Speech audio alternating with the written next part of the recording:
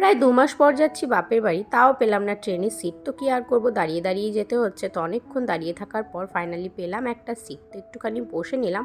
আর এদিকে আমি ট্রেন থেকে নেমে পড়েছি, আর আরেক ট্রেন থেকে নামলো মা আর বাবা। তো মা আর বাবা কোত্থেকে এলো আর আমি এখন বাড়ি যাচ্ছি কী কারণে, সবটাই কিন্তু তোমাদেরকে বলবো একটু পরেই, এখানেই জানতে পারবে। আর রাস্তায় ছিল একটা হনুমান মন্দির, তো এখানে একটু হনুমানজিকে প্রণাম করে নিলাম। তারপর টোটো করে দেখো এখন আমরা ৩ জন মিলে যাচ্ছি বাড়ি। ১৫ দিন কিন্তু মা বাবা বাড়িতে ছিল না, আর তার জন্য বাড়ি ঘরের কী অবস্থা হয়েছে তা তো তোমরা দেখতেই পাচ্ছ। মা বাবা গিয়েছিল মায়ের হাতের আবারও অপারেশন করতে পাটনা, তো সেই জন্যই এবার আমার বাপের বাড়িতে আসা। আর বাড়িতে এসে যা অবস্থা হয়েছে তা তো দেখতেই পাচ্ছ, আর লেগে পড়লাম সেই কারণে কাজে। আর বিশেষ করে কিন্তু মার দেখাশোনার উদ্দেশ্যে এবার আমার আসা।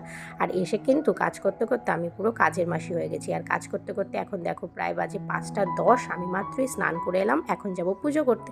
তো তোমরা সবাই চ্যানেলটিকে সাবস্ক্রাইব করে দাও, আমি যাই পুজো করতে।